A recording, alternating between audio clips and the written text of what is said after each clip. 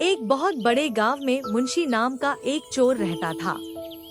वो एक शातिर और बहुत ही ईमानदार चोर था। गांव के सभी लोग जानते थे कि मुंशी एक चोर है, लेकिन कभी भी उसे रंगे हाथों नहीं पकड़ पाए।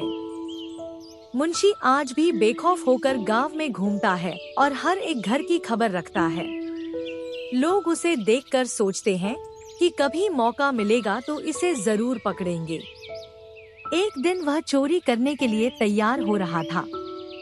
उसकी पत्नी उसके हाथ, पैर और पीठ पर तेल लगा रही थी ताकि जब भी कोई उसे पकड़ने की कोशिश करे तो वह उसके हाथों में न आए। मुंशी कहता है, सुनो भाग्यवान, आज मैं बहुत बड़ा हाथ मारने वाला हूँ।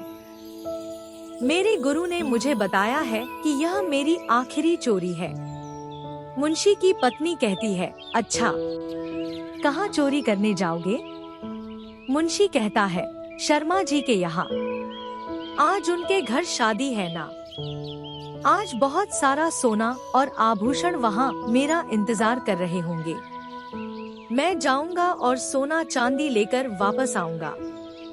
मुंशी की पत्नी उदास होते हुए कहती है, क्या फायदा इस सोने चांदी का? पिछली बार जो तुमने सोने का हार चुराया था वो मैं पहन भी नहीं पाई।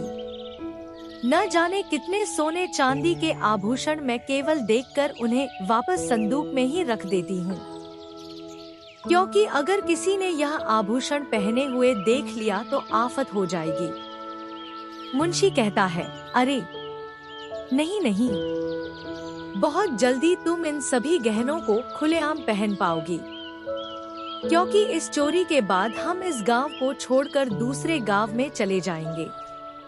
और वैसे भी किसी चोर को ज्यादा देर तक किसी भी जगह पर नहीं ठहरना चाहिए। यह बात मेरे गुरु ने मुझसे कही थी। मुंशी कहता है, चलो, अब मैं गुरु का नाम लेकर चलता हूँ और अच्छे से चोरी करता हूँ। हे चोर देवता, यह चोरी अच्छे से करवाना और मुझे आशीर्वाद देना कि मैं ढेर सारा सोना चांदी लेकर आ सकूं। मुंशी को जाता हुआ देख उसकी पत्नी कहती है, अच्छा सुनो, संभल कर जाना और चोरी करते हुए पकड़े मत जाना। थोड़ी देर छुपते छुपाते मुंशी शर्मा जी के घर पहुंचता है। वह अपने तेज दिमाग से घर में बिना आवाज किए प्रवेश करता है। उसने देखा कि शर्मा और उसकी पत्नी दोनों सो रहे हैं, लेकिन मुंशी को शर्मा जी की एक आदत नहीं पता थी कि शर्मा जी रात में कई बार नींद में चलते हैं और गाना गाते हैं। मुंशी अपनी चोरी का काम शुरू कर देता है। जैसे ही वह बर्तनों को समेटने की कोशिश करता है, शर्मा जी नींद में चलते हुए और गाना गुनगुनाते हुए मुंशी की तरफ आते हैं। कौन हो तुम? मैंने तुम्हें देख लिया। यह सब सुनकर मुंशी को लगा कि शर्मा जी को पता चल चुका है, या फिर किसी ने उन्हें ये खबर दे दी है कि मुंशी आज उन्हीं के घर चोरी करने वाला है। मुंशी यह सब सुनकर अपना काम बंद कर देता है और बिना आवाज किए छुप जाता है।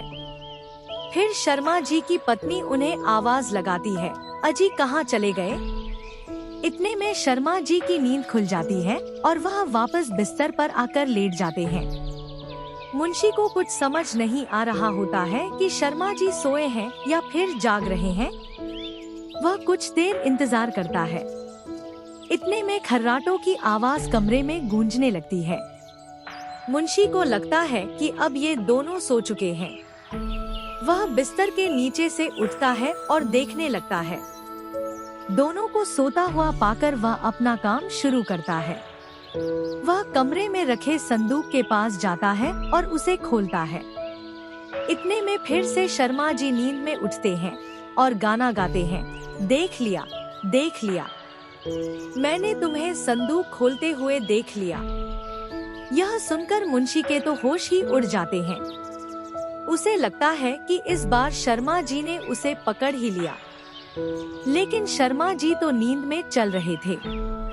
थोड़ी दूर चलने के बाद उनकी पत्नी वापस उन्हें आवाज लगाती है, कहाँ चले गए? वापस से शर्मा जी की नींद खुलती है और वह वापस से बिस्तर पर आकर लेट जाते हैं।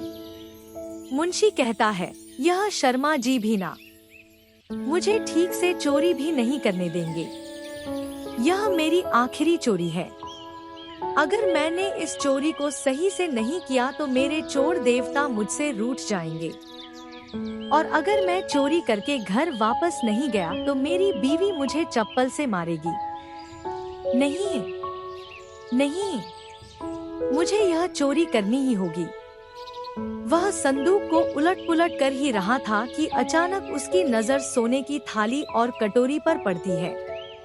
वह संदूक को छोड़कर उनकी तरफ बढ़ता है। तभी शर्मा जी नींद में चलते हुए गुनगुनाते हैं, पकड़ लिया, पकड़ लिया, और अब तुम्हें सजा मिलेगी। यह सुनकर मुंशी के माथे से पसीना बहना शुरू हो जाता है। उसे लगता है कि वह चोरी करते हुए पकड़ा गया। वह पास ही रखे एक लाल रंग की धोती को लपेट लेता है। धोती को वह इस तरह लपेटता है मानो वह कोई स्त्री हो।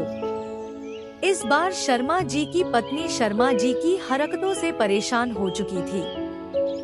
वह खड़ी होती है और शर्मा जी को लाने के लिए कमरे से बाहर आती है। वह देखती है कि शर्मा जी नींद में उस स्त्री के पीछे पीछे चल रहे हैं। यह देखकर शर्मा जी की पत्नी कहती है, हाय रे, तो यह है सौतन। रात में नींद में चलने का तो बहाना है। गाने गुनगुनाकर अय्याशी करते हो इसके साथ। यह शब्द सुनकर शर्मा जी नींद से उठ जाते हैं और देखते हैं कि उनके सामने एक लाल साड़ी पहने स्त्री खड़ी है। शर्मा जी की पत्नी डंडा लेकर उस स्त्री और शर्मा जी के पीछे भागती है। तभी मुंशी की लाल साड़ी उतर जाती है और वह अपने वास्तविक रूप में आ जाता है। इसे देखकर शर्मा और शर्मा जी की पत्नी दोनों पूछते हैं, तुम कौन हो और यहाँ क्यों आए हो? यह सवाल सुनकर मुंशी अपने तेज दिमाग को घुमाता है और कहता है, मैं तो वर्मा जी के घर जा रहा था। पता नहीं शर्मा जी के घर कैसे आ गया। यह सुनकर शर्मा जी को गुस्सा आया और उसने मुंशी की गर्दन को पकड़ा और कहा, सही सही बता क्यों आया है यहाँ। मुंशी ने एक ही बार में सब कुछ उगल दिया। उसने कहा, मैं चोर हूँ और आज मैं आपके घर चोरी करने आया था, लेकिन कुछ चुरा तो नहीं पाया क्योंकि पूरी रात तुमने परेशान कर दिया। यह सुनकर मुंशी गुस्सा होते हुए बोलते हैं, अच्छा चोर हो, रुको, मैं पूरे गांव वालों को अभी यहीं इकट्ठा कर लेता हूँ और फिर देखना तुम्हारा क्या हाल होने वाला है। यह सुनकर मुंशी हाथ जोड़ते हुए शर्मा जी की पत्नी से कहता है, भाभी जी, आप ही समझाइए ना इनको। कुछ चुराया तो नहीं और अब तो मैं आपके सामने भी हूँ। मुझसे गलती हुई है और अब मैं इस गांव में कभी चोरी नहीं करूँगा। मुंशी की भोली सूरत देखकर शर्मा जी की पत्नी कहती है, अजी सुनो, यह आदमी सच कह रहा है। चोर है तो क्या हुआ, उसने कुछ चुराया तो नहीं। रहने दो, छोड़ दो इसे। सुन चोर, तूने इतनी मेहनत की है लेकिन फिर भी कुछ नहीं चुरा पाया। एक काम कर, तू यह लाल साड़ी ही ले जा। शर्मा जी की पत्नी ने उसे सुझाव देते हुए कहा। मुंशी बिना कुछ बोले साड़ी लेकर चला जाता है।